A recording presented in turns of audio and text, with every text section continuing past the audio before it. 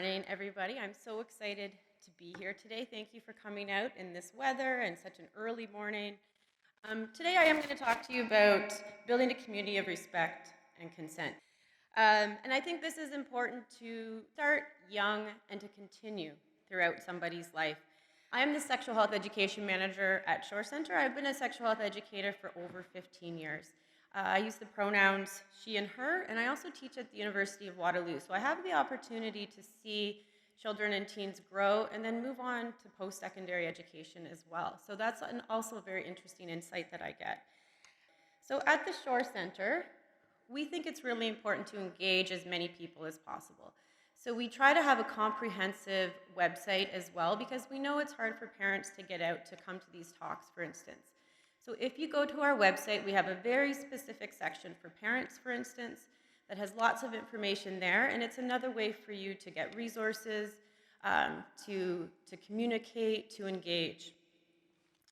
So at the Shore Center, we are a pro-choice, sex-positive organization. We strive to be inclusive, we strive to be accessible. So that means that we try to get out to you as much as we can, to come out into the community so that you don't have to come to us. We recognize how busy parents can be, how stressful your lives can be, so we want to do everything we can to make sure that we're accommodating you. We like to start at the beginning. So a lot of parents will ask me, at what age should I start talking about sexual health or bodies or puberty? And my answer is always the same, immediately. And they look at me very strangely and they say, well, how do we do that? And you can do things very simply. So for instance, using the proper names for all body parts. We tend to, skip over some of the important parts. So we don't like to say words like vulva, vagina, penis, testicles. These are words that a lot of us aren't comfortable using, but it's important that we use these words. Now, kids, of course, are going to hear other words for these body parts as well, and that's okay. We can't stop that. But we don't call other body parts by other names. Does anyone else have another name for their elbow or their foot? We only have one name, the proper name. So we are teaching something very specific when we have other words for these body parts, for instance. We're talking that, they can't be named, they shouldn't be talked about, that they're shameful. So it's important that we're using these words. And up in the corner there, you can see the Bare Naked book, which is one of my favorite books. The author is from Guelph, and it goes through all the body parts, starting at your head all the way down to your toes. So there's lots of books to engage young people in these conversations, and I find that it helps parents because the words are on the page. You're sitting side by side instead of looking and making eye contact. And it's a way to engage and have time with the family time with your child. So you're sitting there, they can turn the pages. It's a way to communicate that can be comfortable for everybody. And a lot of these books are available at the library as well. So going to the library, finding these books. Another thing that's really important is talking about how your body belongs to you. And some people phrase this a little bit differently, talking about private parts, for instance, what parts of your body people can touch, what parts they can't touch. But these are super important conversations to have, and there's quite a few books that have been written on this topic, for instance. Sometimes these conversations can be difficult, but sometimes it's these difficult conversations that are the most important. And it's important that children know that their body does belong to them. Sometimes adults think that, that's not an important message to give to children and that they're too young to have autonomy or agency, but they're not. They need to get that message right away. And it's really, really important for many, many reasons. Number one being that it could prevent childhood sexual abuse. And we know that this is common, and we know that it's a conversation that not a lot of parents want to have. But if your children, for instance, have that language, they've been taught that their body does belong to them, they've been taught that they're allowed to say no, then they're much more likely to do that. And if child abuse does occur, it's more likely to end more quickly because they will have conversations with you. If you teach them that they're allowed to come talk to you, that there's no secrets. A lot of families have switched from using the word secret at home to using the word surprise. So that secret becomes something that if someone does tell them there's a secret, that they know they should come talk to you about that. So at home you can talk about surprises, for instance, versus secrets. It also helps children develop a healthy, positive body image when their genitals are not something to be ashamed of. And then the vocabulary to tell. So a lot of children, if they don't have the vocabulary, so they just know it's a private part or it's down there, or even worse, it's something they're not allowed to talk about, then they won't come to you and talk about that because they have been taught that you don't want to hear those words, you don't want to talk about it. And then we're going to provide that foundation.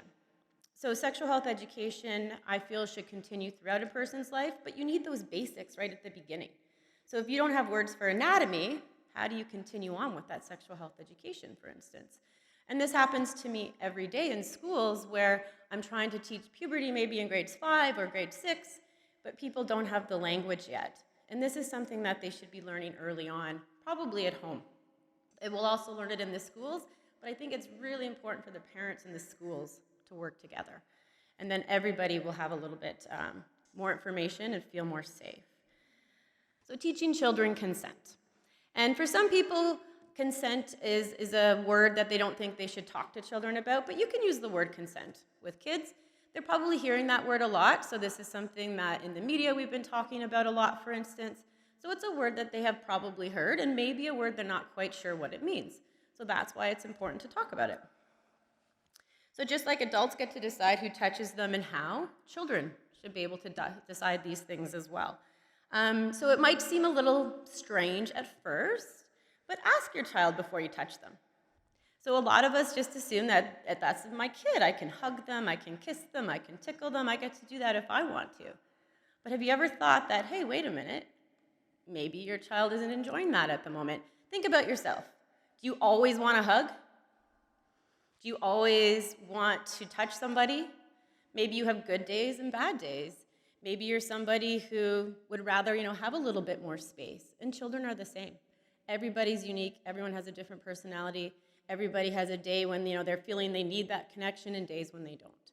So it's important to remember that with children as well. And respect their answer. If they say no, respect that.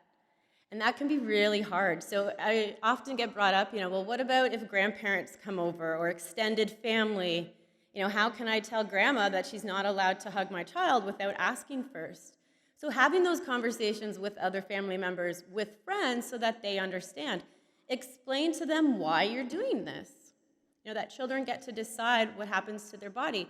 When we hug them and touch them, and if they're saying no and we ignore that, we're teaching them that they don't get to decide what happens to their body and that adults get to decide. And that's not okay in this world. So explaining to other people why you're doing what you're doing, and hopefully they will understand that. And if they don't, that's on them, not on your child. And if I watch children a lot since I've been talking about these sorts of things, and a lot of times children's body language is saying no. They may not be verbally saying no, but their body language is. So like someone's giving them a hug and they're standing like this and they're backing away, but that adult doesn't stop. Tickling is something that usually initially they're laughing, they're smiling, it feels good. However, usually at some point they start saying no. And if I think back, for instance, to when I was a child, I didn't really like this feeling. But I also felt that I couldn't say no, and I was supposed to enjoy it, and it was supposed to be fun. But for some people, this isn't. So a child can understand consent if you teach them these things, if you respect it. And then they're more likely to have healthy sexual relationships in the future or non-sexual relationships because they've been taught the basics of consent. They've been taught that they get to decide what happens. And then they also get taught that they are also going to ask somebody before they touch them. And again, a lot of people feel like this feels really uncomfortable to them, but the more you practice, the easier it becomes. So if you see a friend or a family member, before you just reach out and touch them, ask them, is it okay if I give you a hug? And at first, they might think it's a little strange that you're asking, but eventually I think they become to appreciate that. I know I appreciate it that before somebody touches me, if they ask. And the other piece is we have to learn that it's okay to say no and respect if somebody says no. Something else that's really important is that we don't always use verbal language. Some people can, some people can't.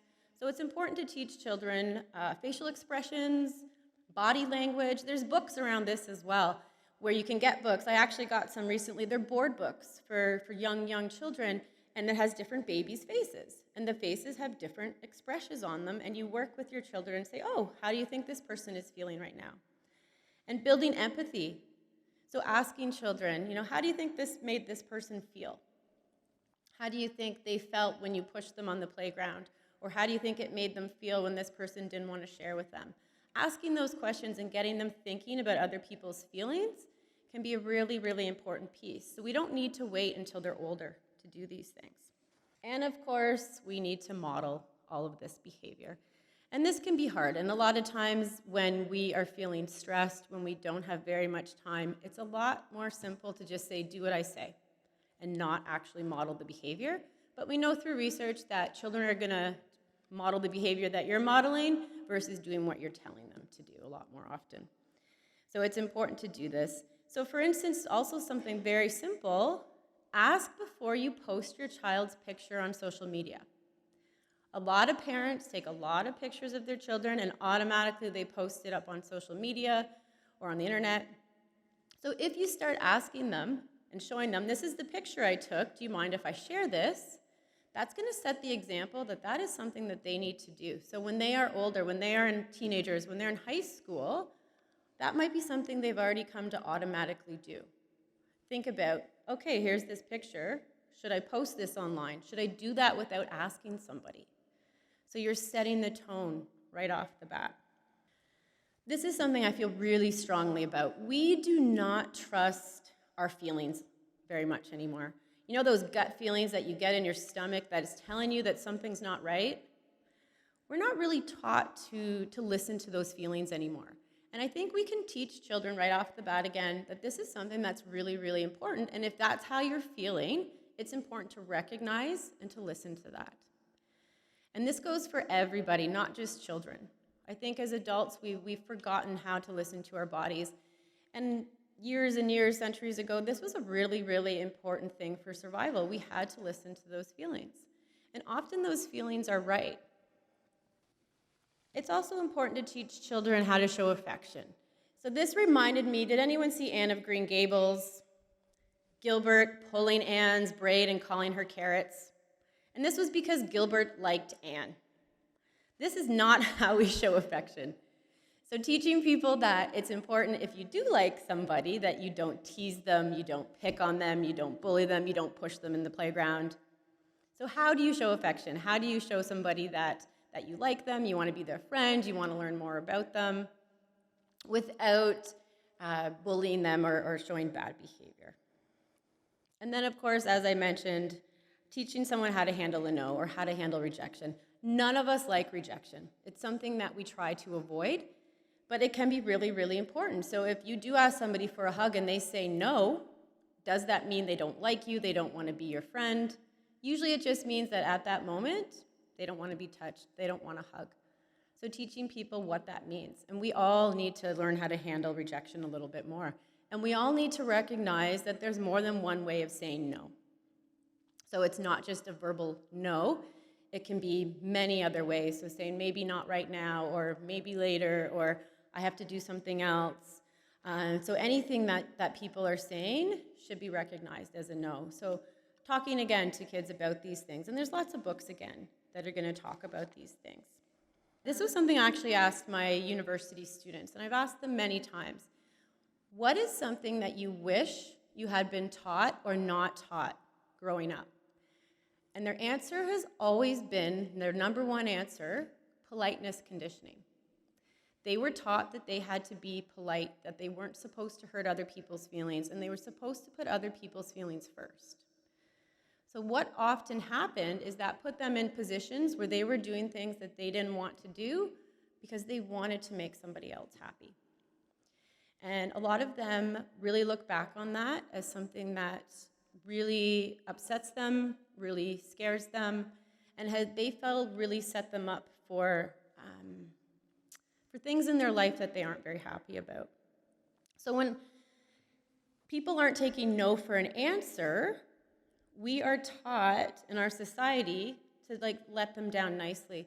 I spoke to someone the other day who worked in a call center, and they were taught that until somebody says no 3 times, they are not to accept that answer. And a lot of us do not accept no for an answer in our lives. So depending on what we do for a living, how we were raised, we're taught, don't accept no, keep going, keep pushing. And this is not okay. So we all need to understand that if somebody says no, we need to respect that immediately, not bug them and wear them down so that they eventually will say yes. And this resistance becomes normalized then. And later, as people start becoming more intimate or get into romantic relationships, they're used to this resistance. They're used to having to push people to get a yes. And this is where unconsensual activities come in. So along with this, it's important to teach assertiveness. And this goes for teaching everybody. So a lot of times we don't teach girls assertiveness in the same way that we teach boys, for instance. But it's important, and it's different than aggression. So a lot of times, though, it's portrayed differently gender-wise. So it's important that everybody has the ability to say, you know what, this is what I want, this is what I don't want. And sometimes some people need a lot more practice at that. Some people are a little bit more outgoing, they know what they want. Other people are more shy and they're a little bit scared, for instance, to say what they really want. But it's important that we continually ask children, like, what do you want? Is this something that you're okay with? And teaching them that, again, it's okay to share your feelings and to say that you're not comfortable. So with all of this, communication is key. It's really important to begin talking to children at a young age and continue talking. And using big words like consent are important.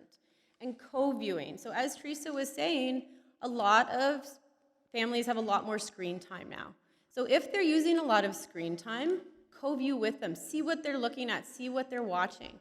Because there might be some shows or some music that you didn't realize they were watching that can be problematic and that you really want to have some discussions about. So don't tell them, you shouldn't watch that, this is a horrible show, because they probably really like it, all of their friends are watching it, it's trendy. However, it's important that you continue to have conversations about it. So asking, how do you think that that character feels because of this behavior? Or how do you think that that person felt when they did this? So asking questions, interacting. And I recognize that you're busy and you want to watch your own television shows. You don't necessarily want to watch what your kids are watching. However, at least getting a little sneak peek and see what's going on.